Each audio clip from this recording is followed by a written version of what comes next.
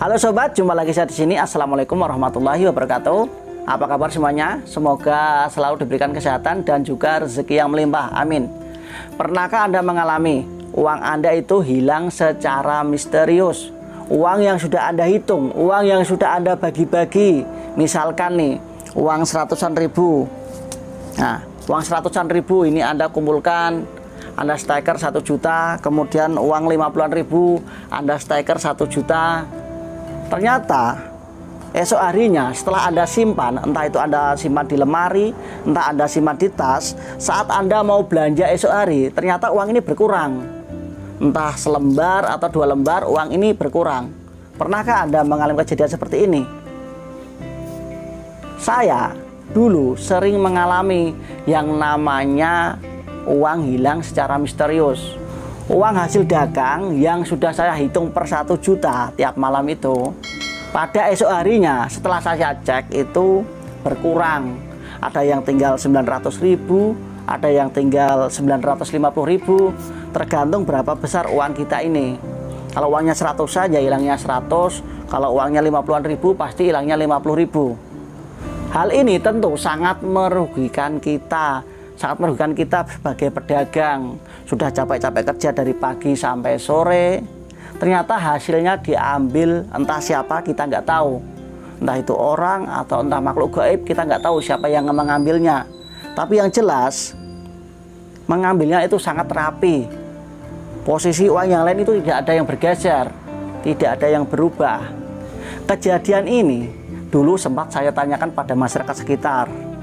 Ternyata masyarakat sekitar juga sama. Mereka sering mengalami uang mereka itu juga hilang. Dan rata-rata mereka bilang kalau yang mengambil itu adalah tuyul. Tetapi sebenarnya saya itu agak ragu, kurang percaya kalau tuyul adalah pelakunya. Saya nggak percaya kalau tuyul itu ada. Tetapi bukti mengatakan saya harus mempercayai hal tersebut karena saya sendiri mengalami yang namanya kehilangan uang secara misterius. Berdasarkan hasil pemikiran saya, tuyul itu termasuk jin pengganggu. Menurut pemikiran saya, tuyul itu adalah jin pengganggu. Lantas kenapa jin itu mencuri uang kita? Terus buat apa uangnya tersebut bagi jin? Alasannya yaitu jin tersebut iseng ingin menggangguin kita. Atau yang kedua, alasan yang kedua, karena disuruh oleh seseorang untuk mengambil uang kita. Kenapa jin mau disuruh? Kenapa jin mau disuruh oleh seseorang untuk mengambil uang kita? Karena jin tersebut, tuyul, kalau kita bilang tuyul, itu punya misi untuk menyesatkan manusia. Makanya dia mau bekerja sama dengan manusia. Dan tentunya antara tuyul atau jin tersebut dengan orang yang menyuruh itu pasti ada perjanjian. Entah itu harus ngasih sesajin, entah itu ngasih tumbal, entah itu nggak boleh sholat, nggak boleh ngaji, nggak boleh sedekah. Pokoknya pada intinya itu perjanjiannya itu pasti menjauhkan manusia dari Tuhan. Pasti itu. Lantas bagaimana cara kita untuk menangkal, untuk mencegah agar uang kita itu tidak diambil oleh tuyul, tidak digangguin oleh tuyul? Bagaimana caranya? Kalau untuk hal ini, biasanya setiap orang dan juga para pedagang itu punya cara tersendiri yang anggap mereka paling ampuh, yang anggap paling cocok bagi mereka, yang dianggap paling ampuh untuk menangkal jin dan juga setan ataupun tuyul tersebut. Yang pertama nih, ada beberapa orang yang menaruh uang itu di tempat sampah. Anda tentunya pernah melihat sendirilah, pedagang di pasar menaruh uangnya itu di tempat sampah. Tentunya ya tempat sampahnya khusus untuk menyimpan uang. Tapi dia menggunakan tempat sampah, bukan menggunakan laci, nggak pakai tas, tapi menggunakan tempat sampah. Ya tempat sampahnya pasti baru lah, nggak mungkin tempat sampahnya kotor. Mereka beranggapan, para pedagang ini, tuyul itu tidak akan mengambil uang di tempat sampah. Tuyul itu taunya mengambil uang tuh di tas, di tempat penyimpanan uang, di almari, di tempat tidur, di dompet, dan lain-lain. Tuyul tidak mau mengais-ngais tempat sampah. Jadi kalau Anda naruh uang di tempat sampah, maka kemungkinan uang Anda tidak akan diambil oleh tuyul. Itu bagi mereka yang mempercayai hal tersebut. Oke? Kemudian ada juga sebagian orang yang menaruh kaca kecil atau cermin di laci tempat uang atau di tempat penyimpanan uang Anda. Ini katanya kalau tuyul tersebut datang untuk mengambil uang, dia akan kaget melihat wajahnya di cermin tersebut, sehingga dia akan main-main dengan cermin tersebut, sehingga dia akan lupa untuk mengambil uang. Dia akan lupa, tuyul tersebut akan lupa untuk nyolong uang di laci tersebut. Itu bagi mereka yang percaya kalau cermin bisa menangkal tuyul. Kemudian ada juga sebagian orang yang mengikat uangnya itu menggunakan karet. Mereka beranggapan kalau tuyul itu tidak bisa mengambil uang yang diikat menggunakan karet. Mereka percaya dengan karet itu tidak bisa diambil oleh tuyul. Terus Anda sendiri menggunakan cara yang seperti apa agar terhindar dari gangguan tuyul, agar uang Anda tidak dicuri oleh tuyul? Cara gimana yang Anda lakukan? Kalau saya sendiri lebih memilih menyimpan uang itu dengan cara mengikat dengan karet.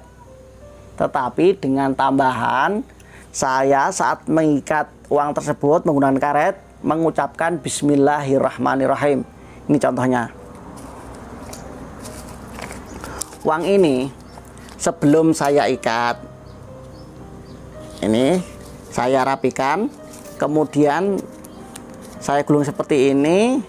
Kemudian saat saya mengikat uang ini, saya mengucapkan Bismillahirrahmanirrahim. Insya Allah tuyul tidak akan bisa mengambil uang di ikatan karet ini yang menyebut Bismillahirrahmanirrahim. Kemudian setelah saya ikat, uang ini saya taruh di tas atau saya simpan di laci di lemari. Kemudian saat saya nutup lemari tersebut, saya pun mengucapkan Bismillahirrahmanirrahim. Maka tuyul, setan, jin tidak akan bisa membukanya. Seperti penjelasan hadis yang berikut ini.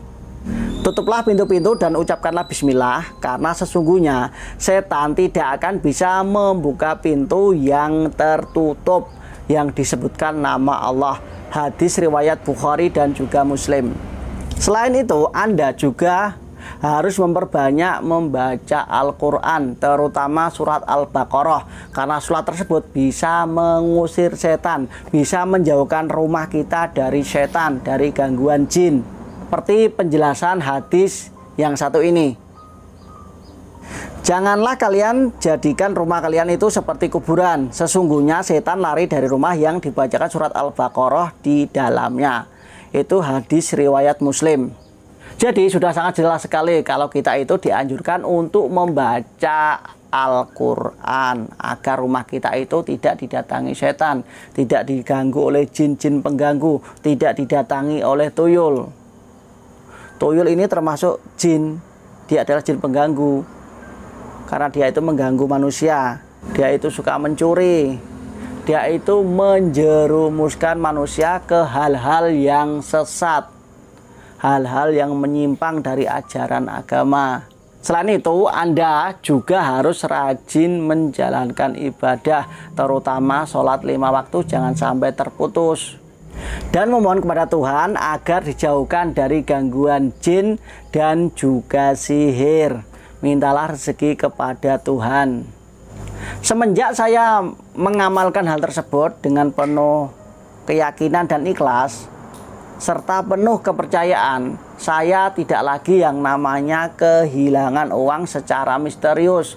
Rumah dan toko itu juga terasa adem dan juga terasa nyaman. Mintalah perlindungan dan pertolongan itu hanya kepada Tuhan, jangan yang lain. Nggak usah pakai jimat.